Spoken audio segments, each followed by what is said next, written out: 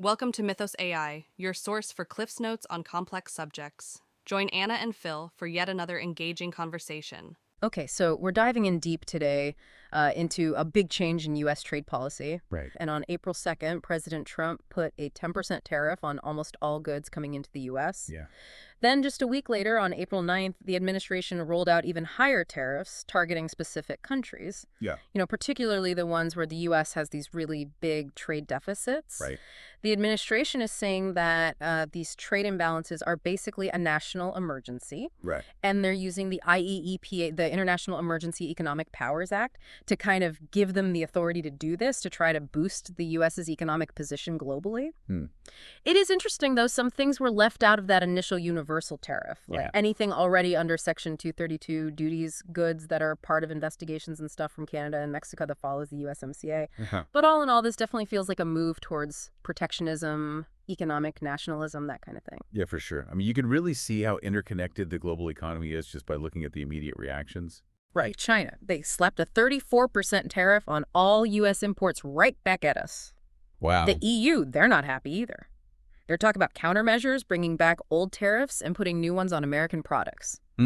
Canada's prime minister said they'll match our auto tariffs and keep their existing ones on other U.S. goods. Okay. And Mexico, while they're focusing on their Plan Mexico thing domestically, they're still keeping their tariffs on goods that don't fit the USMCA rules. So it really shows how one big player like the U.S. making a move can set off all these chain reactions. Absolutely. And it seems like these tariffs are part of a bigger strategy. Yeah. There's all this talk about Stephen Miran's Mar-a-Lago Plan. Right. Using tariffs to devalue the dollar, try to make U.S. manufacturing more competitive, maybe even leading to a Mar-a-Lago Accord where they use the threat of pulling back U.S. defense to get other countries to adjust their currencies. Right. And then there's Project 2025, which is this whole conservative policy blueprint that's all about fair trade and protecting American industries with tariffs. Yeah. So these 2025 tariffs seem like just one piece of a much larger plan, one that wants to change how the U.S. operates globally and even reshape the government itself. Exactly. And that's why it's so important to look back at history. Right. Like when we see these things happening in 2025, it makes you think about the economic nationalism that was going on in Europe in the 1930s. That was a time of global economic collapse, and some pretty extreme ideologies were on the rise. Right. So we have to ask ourselves, given these new tariffs, does that period offer any warnings for the U.S. today? That's a great question. We need to understand how economic nationalism worked back then, what its political purpose might have been, the historical context, and what ideological consequences came out of it. Okay, so let's take a trip back to the 1930s. Right. The Great Depression obviously caused a ton of economic hardship all over the world. Yeah. And this led a lot of countries to really put their own economies first above everything else. That's what we call economic nationalism. The idea that you have to protect your own economy, even if it means putting your interests ahead of other countries to save jobs and try to recover. And what's really interesting is that the global financial system back then was already in a weakened state. Right. Still recovering from World War I. And the gold standard was making things very rigid. Not a lot of flexibility to deal with those big economic shocks. Yeah. That's really what pushed nations towards those inward-looking policies. Right. They felt like they had to put up walls to protect themselves from the global economic storm. And one major event that happened in the U.S. was the Smoot-Hawley Tariff Act. Right, in June 1930. This act raised tariffs on a huge number of imported goods, like over 20,000 items. Yeah, it was a big one. The main idea was to protect American farmers and manufacturers who were having a really tough time. But of course, the rest of the world didn't just sit back and watch. Of course not. Countries like Canada, Great Britain, France, Germany, Italy, they all retaliated with their own tariffs on American goods. It resulted in this huge drop in global trade protectionist barriers. Were everywhere, basically choking off international commerce. And what about the impact on the U.S. itself? I mean, it didn't really help, did it? Not really. No exports took a nosedive, which made the depression even worse, led to more bank failures, massive unemployment. Right. Most people now see Smoot-Hawley as a big mistake, a policy that actually made the depression last longer and hurt more people, showing just how dangerous protectionism can be. So this really bad economic situation, it created the perfect conditions for far-right authoritarian parties to gain power in Europe. Absolutely. Yeah. They were able to take advantage of all the suffering and unrest, often by pointing the finger at foreign competition as the source of all the problems. Right. And economic nationalism, it became a central part of their message. Yeah. Their promise to prioritize domestic industries, bring back economic prosperity, create jobs. And these fascist movements, they often found support from powerful economic elites who were afraid of socialist movements. So they got this protection while at the same time pushing for nationalist economic policies, including those protectionist tariffs. Do you have any specific examples of how this played out in European countries? Oh, definitely look at Germany after World War I. Okay. They were already dealing with a huge economic crisis, crushed by reparations from the war. And then the global depression hit, making everything so much worse. Right. Hitler and the Nazi Party, they were masters at exploiting all that pain and suffering, promising national revival and economic relief through extreme nationalism and protectionism. And of course, they used the scapegoating of minorities, especially Jewish people, blaming them for the economic problems to fuel their nationalist agenda. And what about Italy? Italy had its own struggles after the war. Inflation was out of control. Unemployment was high, leading to a lot of social unrest. Yeah. And Mussolini and the Fascist Party, they stepped in with promises to fix the economy and restore national pride. Right. Their tools: aggressive nationalism, heavy state intervention in the economy, and this big push for national self-sufficiency. So it wasn't just about economics, right? These tariffs and this whole idea of economic nationalism in the 1930s, they also served a real political purpose. Exactly. They became powerful symbols, a way for these regimes to consolidate their power, to show their strength. Tariffs represented a nation's declaration of economic independence, saying, we're putting our people first, our industries first, ahead of any foreign competition. Right. And by controlling these tariffs, the state could really expand its control over the national economy, Right. which was a defining feature of fascist regimes. Yeah. They justify this increased control by saying it was necessary for national self-sufficiency, what they call autarky, and to prepare for potential wars. And unfortunately, it's a dark part of history. But this economic nationalism, including tariffs, was sometimes linked to discriminatory policies that excluded minority groups from fully participating in the economy. Now, fast forward to 2025, we've got these new tariffs from the Trump administration in early April, and the reactions have been swift. China, the EU, Canada, Mexico, they're all responding in their own ways. It really does feel like we're seeing a repeat of the trade wars that followed the Smoot-Hawley Act. And it's crucial to consider Stephen Miran's Mar-a-Lago Plan in all of this. Right. The plan argues that the U.S. dollar is too strong, which hurts American manufacturing and contributes to those trade deficits we've been talking about. Right. So the tariffs from this perspective aren't just about protecting U.S. industries. They're a way to force other countries to let their currencies get stronger compared to the dollar. The idea is that this would offset the higher prices on imports caused by the tariffs and at the same time make American exports cheaper in the global market. So it's a kind of currency manipulation strategy. In a way, yes. And the Mar-a-Lago Accord would be the way to make it happen. Right. It's not just about imposing tariffs and hoping for the best. No.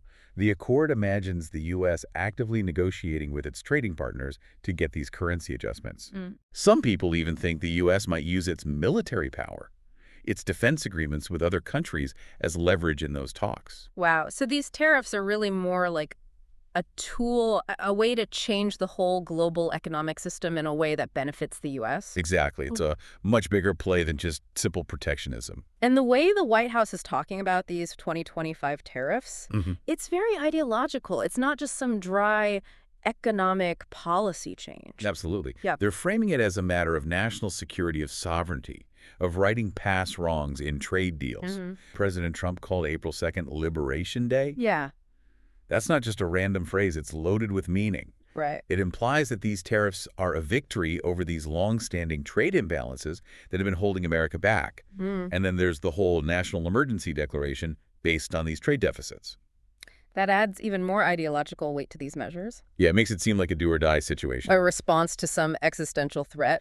Exactly. And then you have the constant America First rhetoric. Right. It all signals that the U.S. has been taken advantage of by past trade agreements, and that these tariffs are the way to restore fairness and protect American workers. So it's appealing to that nationalist sentiment. Definitely. It's a way to show off American economic power and a rejection of how things have been done before. And let's talk about Project 2025. Okay. It seems like this plan to reorganize the federal government is very connected to these new tariffs. It is. Project 2025 is a huge effort led by the Heritage Foundation and other conservative groups, and it aims to basically overhaul the entire federal government. Wow. One of their main goals is to dismantle what they call the administrative state and give the president way more control over the executive branch. And the fact that Peter Navarro's case for fair trade, which is all about using tariffs, is a key part of Project 2025, shows the direct link between these trade policies and their larger goal of reshaping the government. And some of the things they want to do with Project 2025, they sound a lot like how authoritarian regimes consolidate their power. Yeah, there are some worrying similarities, like their Schedule F proposal. Right. That would strip civil service protections from tons of federal employees, making it easier to replace them with people who are loyal to the administration. That's a classic tactic used by authoritarian regimes to get rid of independent bureaucracies and stack the civil service with people who will do what they're told. And it undermines the whole idea of a neutral professional civil service. Exactly. Then there's their focus on the unitary executive theory, Right. which basically says the president should have almost total control over the executive branch. That kind of thinking wants to weaken those checks and balances that are so important to a democracy. Right. Those checks and balances prevent any one person or branch of government from having too much power. Exactly. And then you have the executive orders that have been coming out in early 2025. Like the regulatory freezes and procurement changes. Right. Those things show a willingness to use executive power in a way that might go around Congress, which is something you often see in more authoritarian systems. It also seems like Project 2025 is using cultural issues and demands for ideological loyalty as political weapons. Absolutely. They're focused on hot-button topics like abortion, LGBTQ plus rights, and how race and gender are taught in schools. Right. That's all about firing up a specific part of the population, and it can alienate others. Yeah. It creates division. Which is often what movements that want to grab power do. And then there's that implicit demand for loyalty in their civil service reforms. Right. Like you have to be on board with the administration's ideology to get hired or keep your job. Exactly. And then there are attacks on DEI initiatives, their efforts to restrict LGBTQ plus rights, their promotion of a specific religious worldview. Right. All of that points to a kind of anti-pluralism, wanting a society that's molded to fit a particular conservative ideology. This all leads to a really big question. Are we seeing signs of fascism in the U.S. in 2025? That's a tough question, but it's one we have to ask to answer it. We need to look at how scholars define fascism. Like Umberto Eco, he talked about fascism and listed all these characteristics like a cult of tradition, rejecting modernism, glorifying action, fearing difference, being obsessed with conspiracies. Then there's Robert Paxton. He defines fascism as being fixated on the decline of the community, on humiliation, on victimhood, Right. combined with this worship of unity, energy, and purity. He also laid out 5 stages of how fascist movements develop. Okay. And Roger Griffin, he focuses on palingenetic ultranationalism, Right. this idea of national rebirth through extreme nationalism and populist appeals. So when we look at what's happening in the U.S. right now through these lenses, what do you see?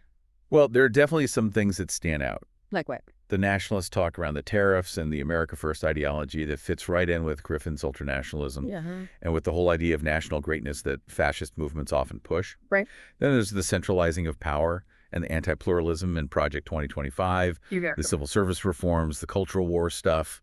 Those have parallels with the authoritarianism and suppression of dissent that you see in fascism. We may not have a full-blown cult of personality around the president, Right. but Project 2025's focus on presidential authority and loyalty, it echoes that tendency. It does. And that narrative of national decline, the promise of bringing back a better past, that fits with Paxton's definition and Griffin's palingenetic ultranationalism, and the scapegoating, blaming immigrants and foreign countries, that's straight out of the fascist playbook. It's a way to divide people, create an enemy. Exactly. Yeah. It's us versus them. So it seems like these 2025 tariffs are more than just an economic policy. They represent a real shift in ideology. Absolutely. It's like what happened in Europe in the 1930s. Tariffs become these supercharged symbols of economic nationalism. Right. They create this feeling of unity against outsiders who are seen as economic threats. The America First idea behind the tariffs and the Mar-a-Lago Plan, it's very similar to the economic nationalism that came before fascism in Europe. It's a dangerous parallel. And the fact that the administration is willing to push forward with these tariffs, even though they could have negative economic effects, even though there's international pushback, Right. it shows how important this nationalist ideology is to them. Just like those European leaders in the 1930s who ignored the warnings about protectionism. Exactly. They were so focused on their nationalist goals, they didn't care about the consequences. So to sum it all up, there are some serious similarities between the economic nationalism of the 1930s and what we're seeing in the U.S. in 2025. Right. These tariffs are causing international retaliation, just like Smoot-Hawley, and we could be headed for a global trade war. And it's not just about economics. Right. It's tied to this political agenda, the Mar-a-Lago Plan Project 2025. Yeah, they want to concentrate power in the executive branch, push this nationalist ideology. And there are a lot of historical warning signs flashing right now. Absolutely. The protectionist trade policies, the eventual backlash, the use of economic nationalism to unite people against foreigners. There's also this growing disillusionment with democracy, this push to centralize power, undermine independent institutions. Right. And then you have this narrow nationalist ideology with anti-pluralist tendencies, the scapegoating of minorities in other countries, the disregard for global cooperation. A lot to be concerned about. It is. And for me, the biggest danger isn't just the economic fallout. It's the possibility of a fundamental change in our political system. The history of the 1930s shows us that economic nationalism mixed with centralized power and a divisive ideology can destroy democracy and lead to authoritarianism. So what you're saying is that the events of 2025 are a wake-up call. Yeah, they're a critical moment. Yeah. We need to understand these historical parallels and fight to protect our democratic institutions and principles before it's too late. That's a powerful message and one that our listeners should really take to heart. I hope they do. Thanks for joining us for this deep dive today. It's been a pleasure. And we urge all of our listeners to stay informed, stay engaged, and keep asking those tough questions. Absolutely. We'll be back soon with another deep dive into the events that are shaping our world. Looking forward to it. Until then, stay curious. And stay vigilant. We'll see you next time. Take care. Thanks for listening to Mythos AI. Stay tuned for more concise insights. And remember to hit the like button and subscribe for future episodes.